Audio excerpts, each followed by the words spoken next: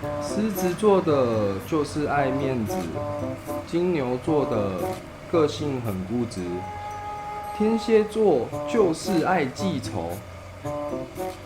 这一次最新的情报情报我们更新到了一个叫做阿基拉，它是一个来自1988年的日本动画。它在1988年7月10日就预言了东京奥运将在倒数147天终止，也就是今年2020年的东京奥运。那究竟这个预言会不会发生呢？我们继续看下去。欢迎回到祥瑞频道，我是祥瑞。今天我们要来跟大家聊聊预言。预言这个话题呢，本身它就非常的有趣，因为大家都想知道未来要发生什么事情，我们现在就可以去做些什么事情。如果有人告诉你，你未来一定会成功，那你现在还要努力吗？无论真假呢，预言这个东西呢，对我们现代人来讲，还是充满着一定的吸引力。不止我们现代人，就连古代人也是。古代的人们呢，他们有着非常非常先进的知识以及技术。我们这边就来先跟各位讲讲最早的占星术。西方最早的占星术呢，出现在伊拉克的尼尼微，但最完整、最古老的占星术观测地，则是在英国伦敦西南1000米远的巨石阵。最早可以追溯到公元3000年前的美索不达米亚平原的巴比伦文化。那巴比伦人呢，将天球上太阳经过的轨道划分成12个区域，也就是我们现在说的12星座。他们观察太阳、月亮、星辰的规律运动，总结太阳与万物、潮汐与月亮、星座在不同时间、不同位置产生不同影响等等规律。因此，在行星上天生运行位置，被巴比伦人认为是神明在处理人间的一些问题。那也逐渐开始了解到，神即将带给人间的是福还是祸。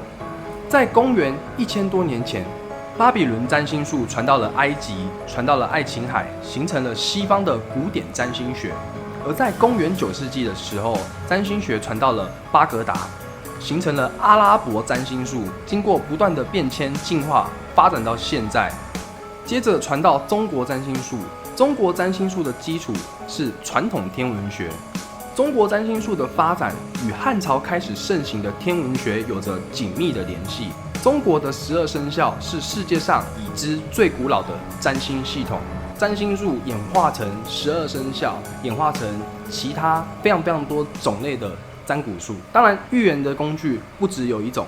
接下来我们来跟各位带来塔罗牌。塔罗牌这个东西呢，很奇怪的是，男生跟女生比较多的人数的部分会在女生这一方。对，女生好像比较喜欢塔罗牌这个东西，我也不知道为什么。但男生对塔罗牌好像吸引力上来讲就没有那么的强烈。说到塔罗牌的起源之谜塔罗牌产自于6个地方。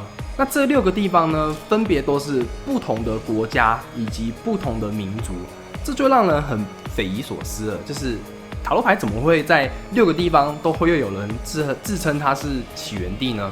我们来简单的跟各位介绍一下塔罗牌。那塔罗牌它总共有78张，大阿尔卡纳22张，小阿尔卡纳56张。大阿尔卡纳顾名思义是体现人事走向的大致运势。22张牌均代表着不同的际遇，也同时代表某种品德或经验。我们必须结合这些品德或经验，才能认识完全的自身。所以大阿尔卡纳被我们作为占卜的结果的主要架构。正位与逆位体现发现的方向。所谓的正位呢，就是当我们抽出牌的同时，它到底抽出来是正面呢，还是反面这件事情。那小阿尔卡纳呢，4种圣物代表着元素思想、权杖、星币、圣杯、宝剑。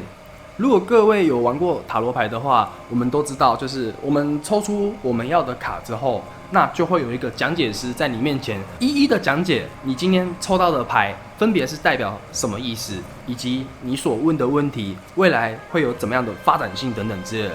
那当然，我认为讲解师他有他一定的专业能力，但不得不说，其实塔罗牌真的是一个很玄的东西如果各位有兴趣不妨去玩玩看，我觉得是蛮好的一个体验的。下一个，我们来说一个我认为非常非常准确预测未来的一个工具，以及非常恐怖的一个东西，叫做八字学。其实说到八字呢，八字它本身呢也属于预言的一种工具。像我们最常听到的就是说啊，你在几岁的时候啊，你会结婚；你在几岁的时候啊，你会有车关啊，你要小心啊之类等等的。那不得不说，在我的认知里，我认为八字这种预言它是非常非常的准确的。那神秘的八字呢，是由年、月、日、时加上大运、流年以及纬度而得出来的一种神秘的古老魔法。在八字当中的金木水火土相辅相克，随着流年流月的改变，昨日的仇人也许是你今日的恩人。这里呢，我给各位来看一组八字。这个八字的时间呢是2020年3月27号晚上9点，性别男。从以下的八字当中呢，我们可以得到的资讯是，这个人啊，个性随和，但个性很果断，做事很有魄力。可惜他没有续航力。这个人的财运很好，长辈会留钱给他，财运不错，但兄弟姐妹会来分财产。很多人呢，在从小的教育下，其实父母就已经告知我们，千万不要把自己的八字轻易的去给人家。对，上述的八字是做一个举例，但是厉害的人啊，他即便不知道你出生的时辰，他也可以去推断你的80%。那么这边就会产生出一个结果，就是当一个陌生人他能够掌握你的个性的80%的时候，那事情会变得怎么样呢？其实这是一件比较危险的事情。如果这个陌生人啊，他能够掌握你的80%的话，那么他就可以引导你去做一些事情。最简单的举例就是，我们如网络的谣言、网络的谣传来讲好了，其实光是陌生人讲的话，它就会有一定的分量了。何况是今天知道你80%的人呢？这个我们可想而知吧。在过去做预言的当中，我们有提到了约翰提托2062，以及我没有提到的 KFK 这些人呢，他们对未来都有做出一些预言。说到预言准不准的问题呢，我认为有3种直接性的影响第一种是测不准原理。在过去的影片里面呢，我就有陈述到测不准原理是一个怎么样的事情。那第二种呢，则是吸引力法则。吸引力法则呢，则是会依照每一个人的频率而去产生出它一个结果，而这个结果呢，就取决于每一个人的频率的强弱。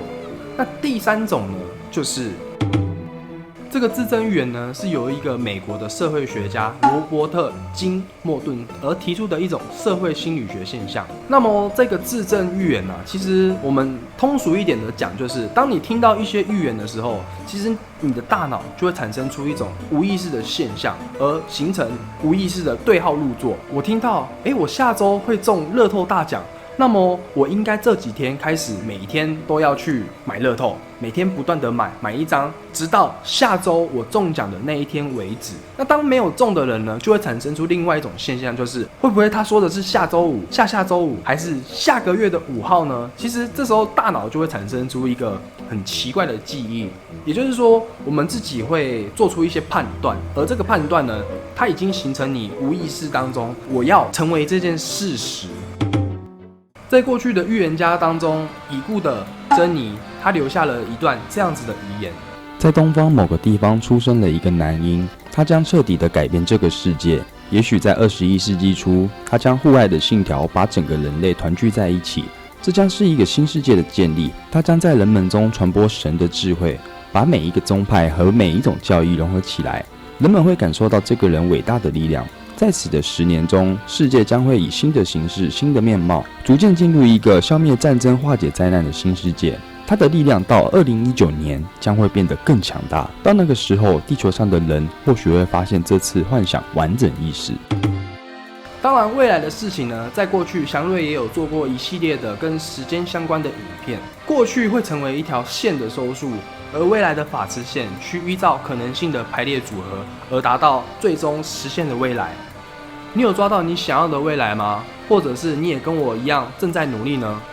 其实这一切都是命运石之门的选择啊。好，今天的影片就到这里了，我是祥瑞，我们下周再见，拜拜。